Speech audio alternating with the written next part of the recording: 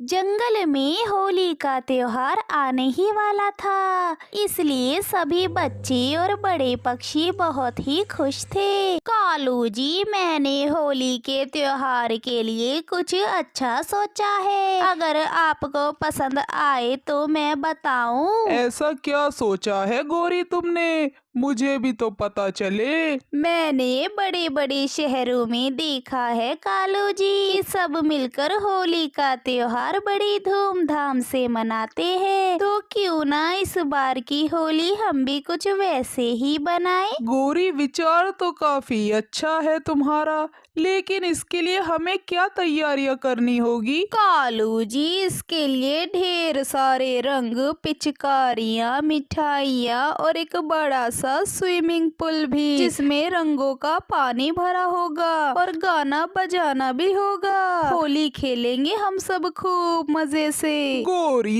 ये सब सुनने में इतना मजेदार लग रहा है। जब ये सब होगा तो कितना मजा आएगा। ऐसी होली मैं तो पहली बार ही खेलूंगा। लेकिन हम इन सब तैयारियों के लिए इतने सारे पैसे कहाँ से लेकर आएंगे? कालू जी, होली के आयोजन के लिए हम जंगल के सभी पक्षियों से होली का चंदा मांगेंगे और उस चंदे से हम होली का सामान लेकर आएंगे और फिर धूमधाम से हम सब मिलकर होली खेलेंगे। अगली सुबह कालू और गौरी सब पक्षियों को एक जगह इकट्ठा कर लेते हैं। दोस्तों, हम दोनों ने होली के त्योहार के लिए कुछ सोचा है, अगर आप सबको पसंद आए तो। कालू भाई, ऐसी कौन सी सलाह की है, हमें भी तो बताओ। हम दोनों ने सोचा है इस बार होली का त्योहार बड़ी धूमधाम से मनाया जाए, जिसमें सब पक्षी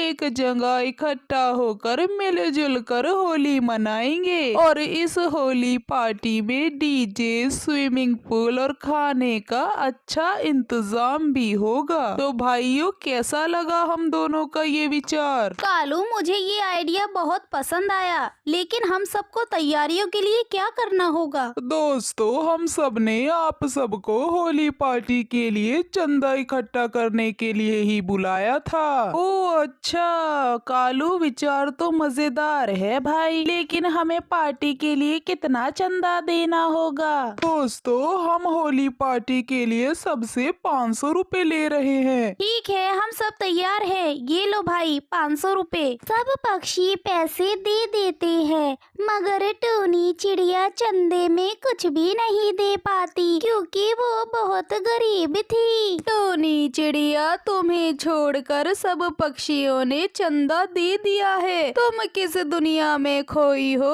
अरे गौरी बहन, ये कहाँ से देगी? ये तो अपने बच्चे का पालन पोषण भी पता नहीं कैसे करती होगी। इससे ज्यादा गरीब तो हमारे जंगल में कोई भी पक्षी नहीं है। गौरी बहन, मैं इतने पैसे नहीं दे पाऊंगी आपको। हाँ हाँ, तू तो जन्म से ही गरीब है, गरीब। तो तू इस पार्टी में आकर ही क्या करेगी? अपने घर में ही रहना तू। हम सब होली के मजे करेंगे, मजे। इतना कहकर सब पक्षी वहाँ से चले जाते हैं और बेचारी टूनी की आंखों में आंसू आ जाते हैं कि कैसे सब उसकी गरीबी का मजाक बनाते हैं और इस बार की होली के आयोजन में वो चंदा नहीं दे पाई, जिसकी वजह से वो सबके साथ होली नहीं खेल पाएगी। मम्मा मम्मा, हमारे घर के बाहर जंगल में बहुत अच्छी सजावट हो रही है और बड़ा सा स्विमिंग पूल भी आया है,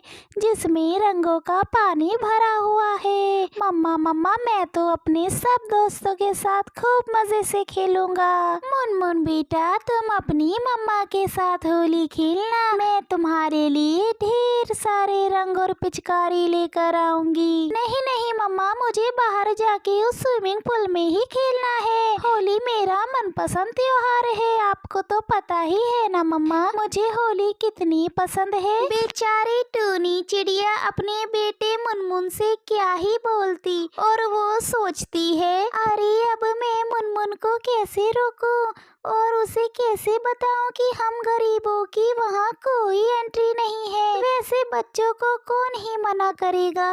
मुनमुन का इतना मन है, अब मैं उसे रोक भी नहीं सकती।